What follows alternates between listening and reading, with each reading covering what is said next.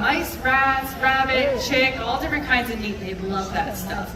And we use positive reinforcement training here too, which means that when the birds do something that we like, we give them something that they like in return. So it's a really great form of training. Has anybody ever heard of positive reinforcement training before? Have anybody ever used it before? Your pets maybe? Kids? Husband? Wife? Yeah. So it's a really great form of training because the animal or any kind of species, the learner will get something that they like, so she gets a bunch of Mises pieces, and then the trainer or the teacher will also get something that they really like in return, right? So I really like hanging out with Tuesday, and I get to because she stepped up onto my club, so that's really great. But if the birds don't do something that we like, nothing happens. So if Tuesday decided that she didn't want to come out for this show, then I would say, all right, that's fine, you can take a nap. And then I'll just ask another bird to come out instead. Yeah, and then we'll try again later. But Tuesday wanted to participate, and we love that. So she got a whole bunch of treats.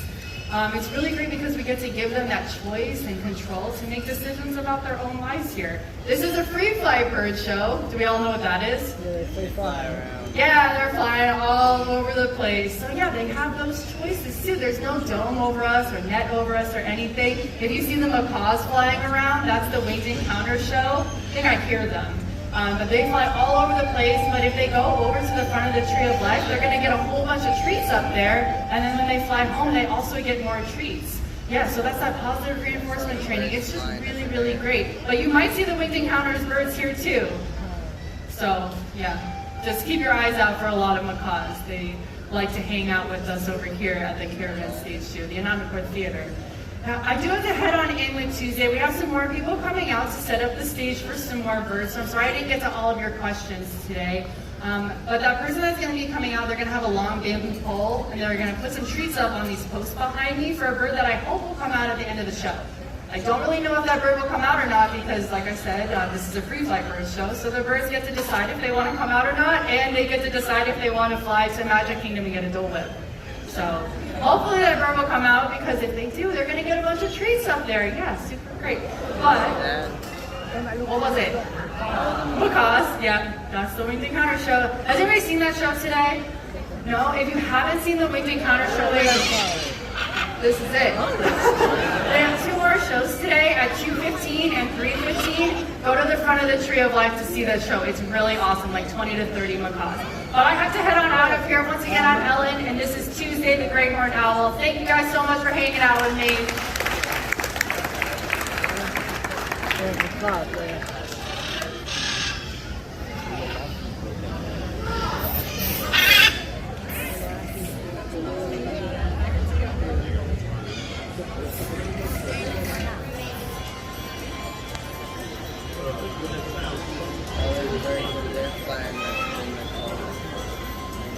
Yes, the macaw show is very specific.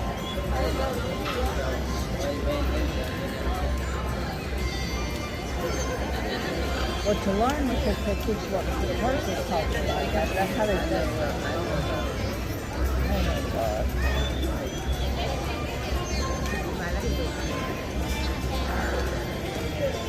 Oh yeah, this is not what my last trip is. This is awesome. I bought them. It's for December, like you said, like December, not really cool. It should be about December, and here's it.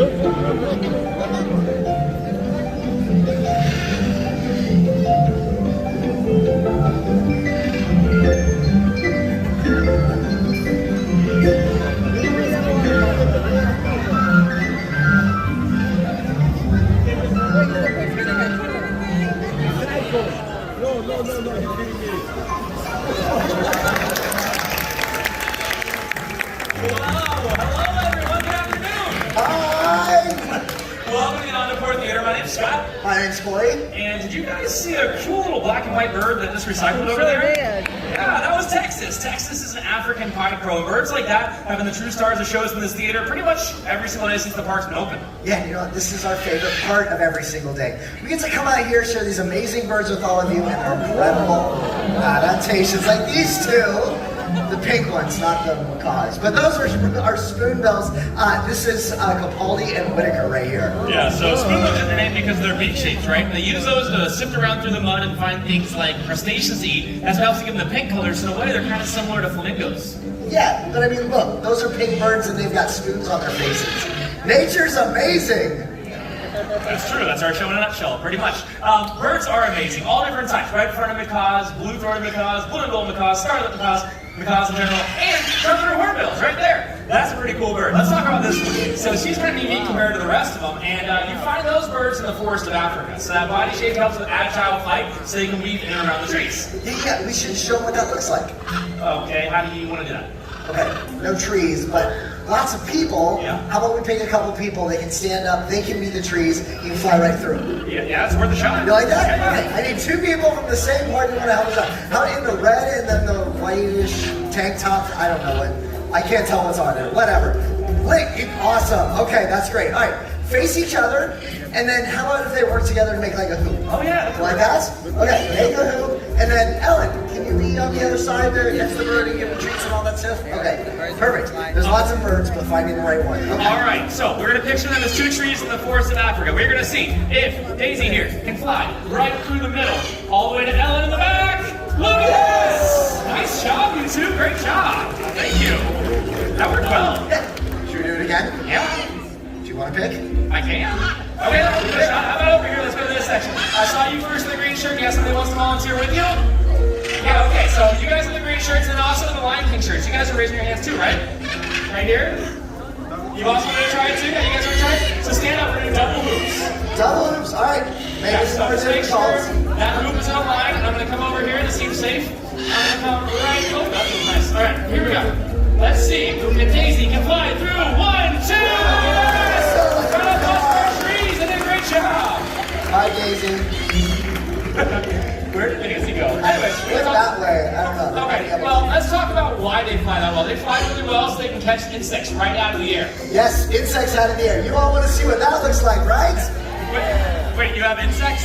I have no insects, point of fact. But look, Scott, it'll be fine. Look, I have this thing that I think will be awesome as a way to show this off. So I just gotta come down here and find it because I have this. Anybody know what this is?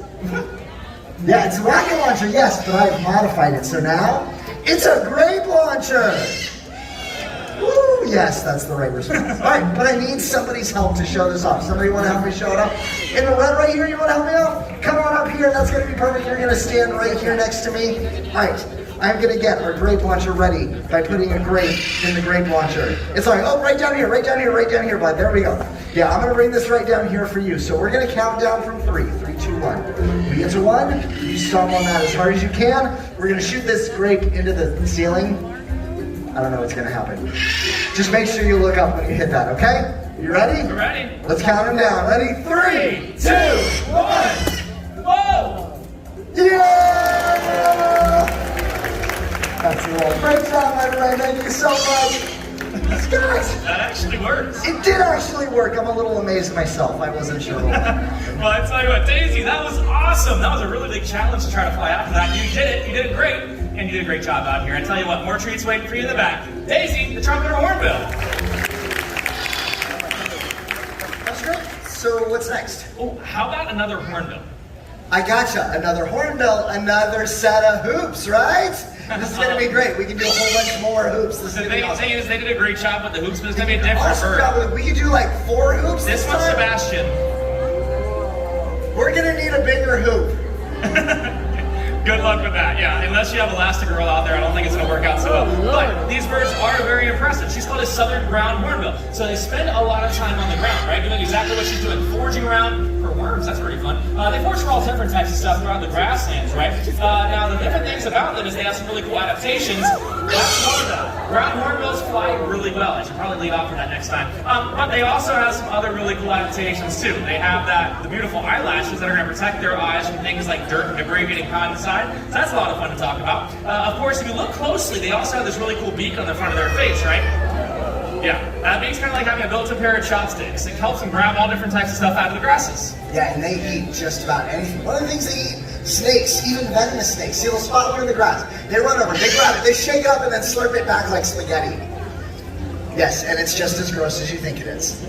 Yeah, but very important. All right, you're doing a great job. You are finding sunflower seed shells that are absolutely delicious, apparently. Here, I've got some other treats over here, some nice big treats. All right, last couple for me, and then you remember where you're headed. It's that direction. And here we go. We're going to see brown hornbill at top speed. That's it. Sebastian, our southern brown hornbill. Okay, hornbills are a lot of fun to talk about. I do think it's time to venture into the nighttime realm, though. So, do you want to meet an owl? Yeah. Yes, okay. Well, we had an owl out here earlier with one of our trainers. Ellen, I believe, had an owl out here telling some really cool jokes. Well, we actually have a really neat owl that can fly all throughout the entire theater. So get your cameras out, get them ready to go. You're going to get some really cool footage of this bird as he flies. Now, that's not the owl. Definitely not. But he's owl. Okay, they're not friends. So we like to show a natural behavior bird show, but does everyone know the Circle of Life? Oh, that's a good song. That is not this show. I'm going to go check out some chickens. I'll be right back. Stop. Right, okay. We are going to meet an owl today. His name is JJ. Check him out. Yeah. Cute little bird, right? Flies really low, though. So if you point your cameras at him, you'll get some really cool photos of him in flight. Now, also, I want you to listen to what he sounds like in flight. You probably won't hear a thing. See, owls have an adaptation of nearly silent flight. Check it out. Yeah, nice job. So picture how that works, right? He's gonna sit in a tree waiting until an animal gets closer to him. And then when he spots that animal, that's when he swoops out of the tree and the animal that's below him never even knew there was an owl up above. It's a wonderful adaptation for these birds. And that's not the only thing they have working for him, right? See how well he can turn his head around? That goes about 3/4 of the way to each side. So 3/4 left, 3/4 right. Not many animals out there can do that. Only our parents, right kids? Yeah, okay. So the other things that are working out really well for him, you might have noticed he has some really big eyes too, right? Those eyes are going to help him see and reduce lighting by starlight and moonlight. And then if that wasn't enough, these birds also have some of the best hearing in the animal kingdom. So basically, it makes them the total package when it comes to a nighttime predator. JJ, what do you say, bud? You're looking the opposite direction. That's a good sign. Yeah, JJ, remember me? We work together? Cool. All right, there we go. Nice job. Back on track. Thanks. There you go, buddy. Okay, we have one final flight because we do want to meet some more of your friends, and the rest of your friends that are birds kind of get a little worried when you're out here with them. So, I tell you what, we are going to have you head back inside, and we'll meet some more of your friends. This is the place you go. Or you just want to stare at them some more, that's cool. Oh, some of you have on mouse ears. Bold choice for a bird show. JJ the Great Hornell. Okay. So, chickens are safe. We are ready for the owl. Did I miss the whole owl? You almost got the tail end. Thank you. You know what? Look, I had an idea. Okay. So we've had all these birds flying around all over the place. We haven't talked much about how we train all of these birds, why they don't suddenly decide to fly off to Epcot and sit on Spaceship Earth or anything like that. So here's the thing. I've been doing some work with Lexus. Lexus, I call her Raven. So I figured let's bring Lexus out. I can do a little training session. You talk about how we train the birds. Everybody gets to see a little behind the scenes. Well, yeah, you guys want to see a behind the scenes session? Ready? Okay, so Love this bird. I just have to talk her through Yeah, what you're doing. they know what's going on back there. All right, I haven't seen this yet, so this is exciting for me too. So this is Lexus, really cute bird called a collared raven. So a lot bigger than that pied crow that you saw earlier out here. Now Lexus is doing something really fun. She's doing some foraging, it looks like. They find food any place that it could possibly be. Now Corey's working with her, so he's giving her some treats, right? That lets her know whenever she did right before she got a treat. If she does it again, she'll get another treat. See, that's kind of the way we communicate with the birds while they're out here. Is that possible? We just gave her a treat for untying my shoe.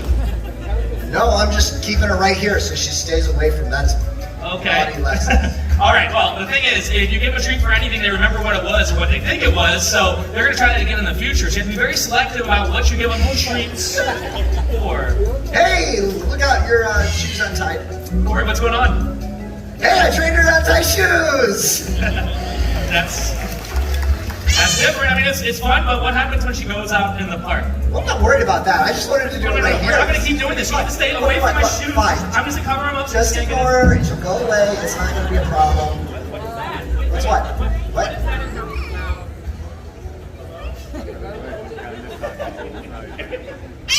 That's my microphone cord. It's a microphone cord.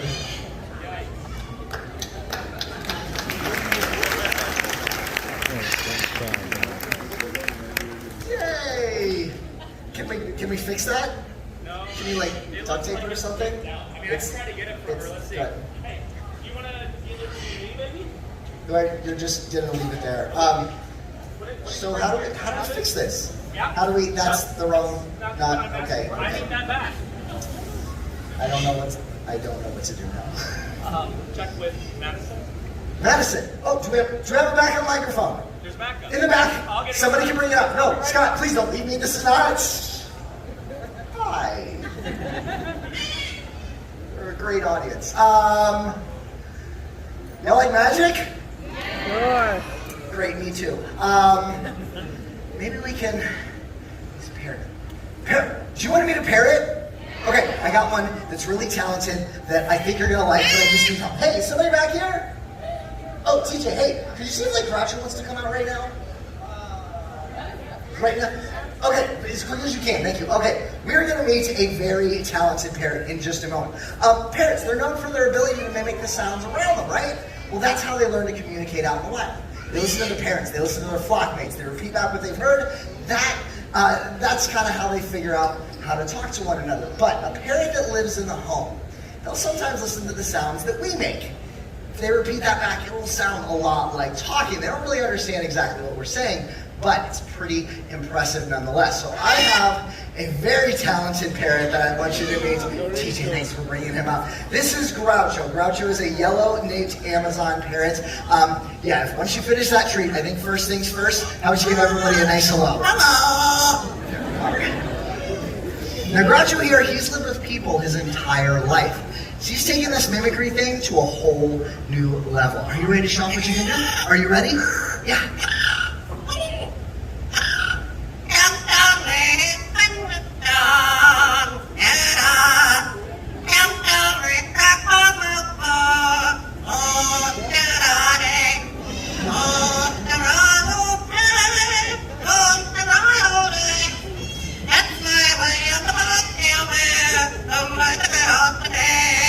Yeah!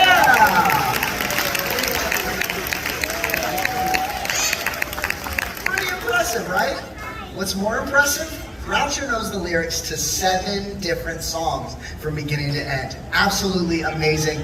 Groucho, this audience has been amazing. Can you give them a nice big kiss?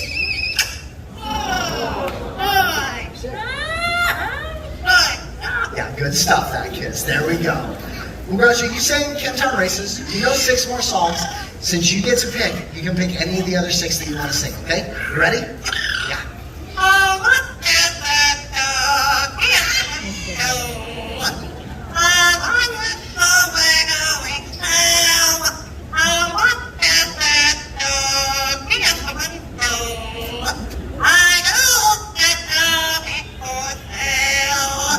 And that was Groucho.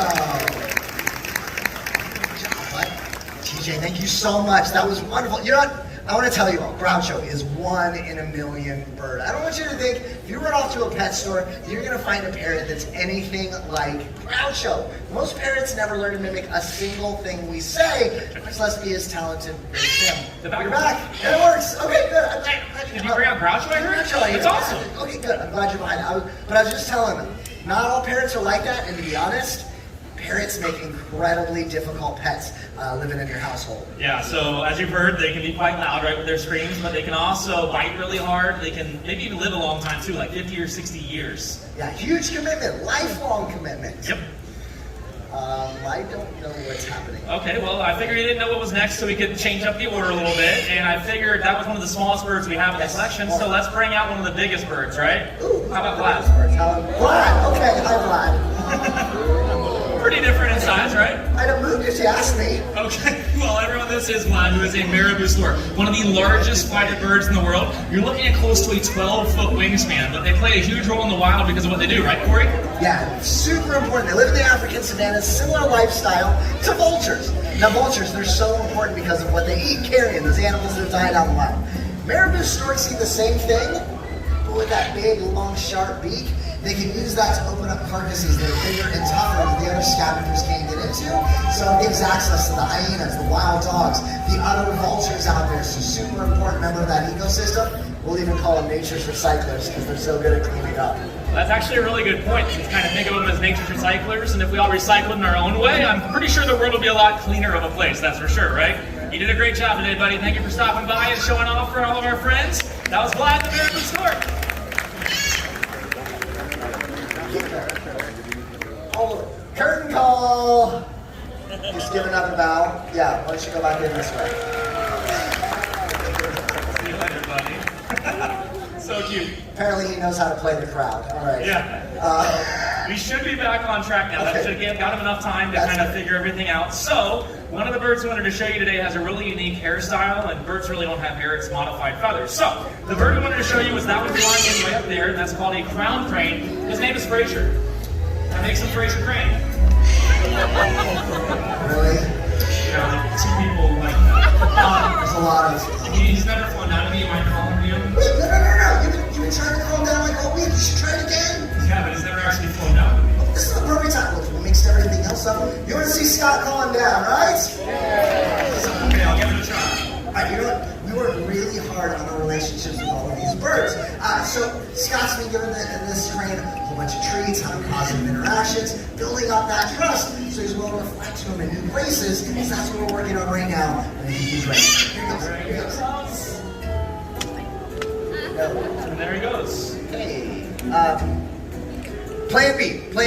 I got this. So, I knew you were having trouble making that, crane connection, so I figured I'd help you out. I made you something. Made me something. Look behind the rock. You're gonna love it. So, crown cranes, known for that crown of feathers on their heads. So, all I figured is Scott needs his own crown. What is this? It's a hat. Well, I say it's a hat. They don't need to see me wear a hat. You guys want to see it, right? Yeah, ladies and gentlemen, Guy Fieri. Not my intention, but look, this is going to be great. He's going to look, he's going to see his crane buddy with that crown. He's going to fly down and get all those treats. It's going to be perfect. All right, it's worth a shot, I guess. All right, buddy, what do you say, you and me?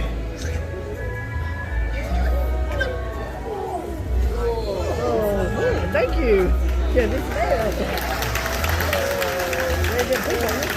That actually works. Yeah. Think it was the hat? No. The hat was for us. Right, so the treats. Yeah, the treats, the positive interactions, it all came together. That was Fraser Crane. And this is my high school yearbook photo all over again. Anyway, look, I know the hat is silly, but it does go to show. We'll go to great lengths to build up a relationship with every single one of these birds so we can bring them out here and share them with all of you. But there's a more important relationship that all of us have with nature around us because the decisions we make on a daily basis can affect wildlife all over the world. Yeah, that is true, and there's a great example of this. It's the story of the national bird of the United States of America, the bald eagle. Everyone, we'd like you to meet Hope. Yeah, not too long ago, bald eagles, just like this, were placed on the endangered species list.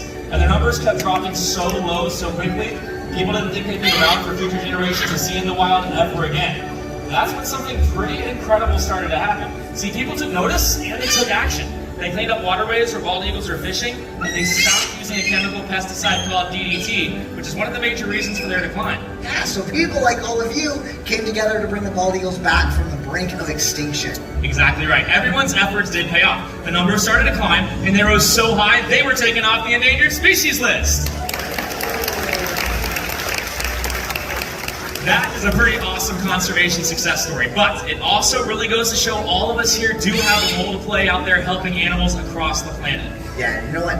Amazing conservation success story. Not the only one out there. You know, there's still lots of birds out in the wild that desperately need our help, like these two right here. These are blue-throated macaws. This guy's name is Newton.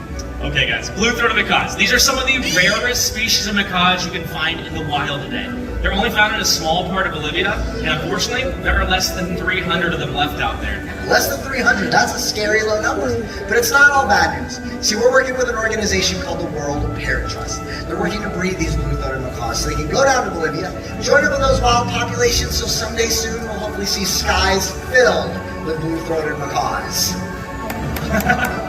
That would be such a great sight to see, right? The neat thing is there are so many birds out there with their own incredible stories that we are just starting to touch the surface of. Such as this guy. This is a harpy eagle, one of the largest, strongest predatory birds on the entire planet. And look at this cute little guy. This is a Toko toucan named Sam. You know, go out into nature, explore, find your own stories. In fact, you may find a new animal that you love. It's really well said, Corey. So, on behalf of all of us here, especially our feathered friends, we want to leave you with one final wish. May your hearts take flight and your spirits soar forever. Namaste.